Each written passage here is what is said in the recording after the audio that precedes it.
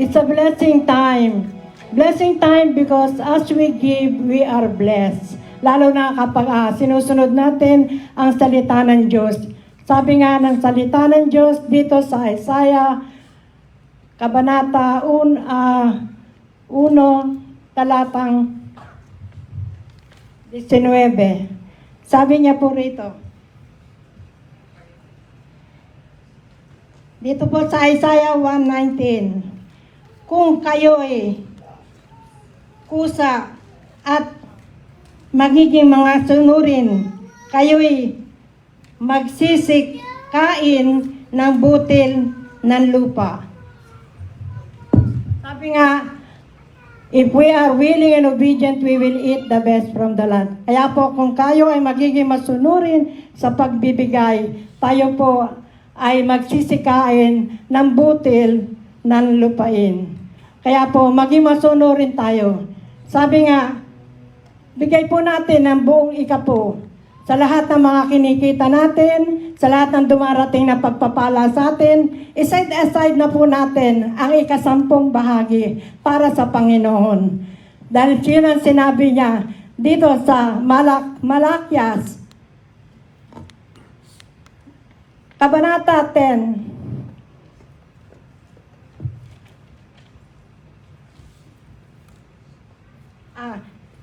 Kabanata 3, talatang 10. Sabi niya po rito, dalhin ninyo ang inyong ikapo. Ikapo is pasang bahagi sa kamalig upang magkaroon ng pagkain. Magkaroon ng pagkain sa aking bahay. At subukin ninyo ako nga sa bagay na ito.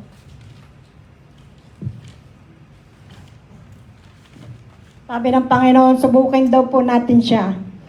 Sabi ng Panginoon, kundi buksan ko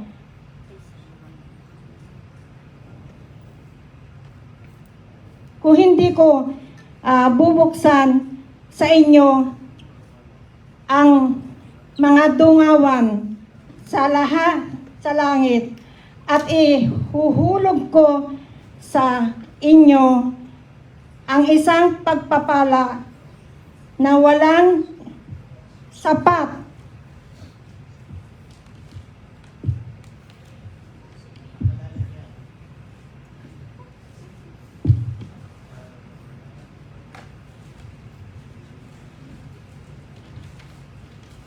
Ibubuhos ko sa inyo na walang sapat na sisidlan na kalalagyan. Yun ang sinabi ng Panginoon. Kaya kung tayo po ay magiging masunurin sa pagbibigay ng ating ika-10 bahagi sa Panginoon para may mga pagkain sa kanyang tahanan. Kaya nga po, kung tayo ay magiging masunurin, tayo po ay pagpapalain. Pagpapalain po tayo habang tayo ay nagbibigay. At magbigay din po tayo ng mga handog. Handog sa mga nagtuturo ng salita ng Diyos. Dahil doon tayo pagpapalain ng Panginoon. Ibabalik ang lahat ng ating ibinigay. Ibabalik po sa atin ng Panginoon ng siksik-liglig umaapaw sa lahat ng anggulo ng ating buhay.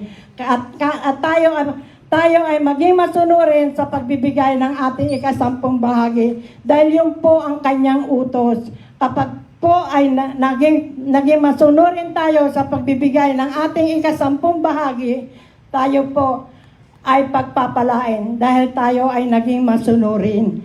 Kaya nga po, ni-encourage ko kayo na magbigay po tayo. Ibigay natin ang buong buo. Huwag po tayo magdadalawang isip dahil sa ating mga pangangailangan. Kailangan ko ito kasi may mga ganito akong pangangailangan. Unahin po natin ang pagbibigay sa Panginoon para malugod ang kalooban ng Panginoon.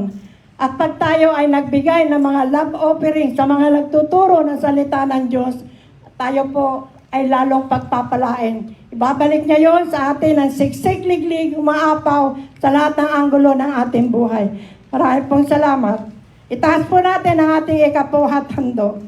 Dakilang Ama na makapangyarihan sa lahat, marami pong salamat sa oras na ito ng aming pagbibigay ng ikasampung bahagi at mga handog. Ama, pagpalain mo po ang mga handog na ito para sa kaluguran, kaluwalhatian ng iyong dakilang pangalan. Maraming po salamat sa pagpapala mo sa bawat isa na nagbigay na naging masunurin. Salamat po, Ama, sa pag-ibig mong walang hanggan. Minamahal ka po namin, sinasamba ka namin. Sa iyo lahat ang kapurihan, kaluwalhatian, sa iyong kadakilaan. Sa pangalan po ng Panginoong Jesus. Ito po ang aming dalangin. Amen. Amen.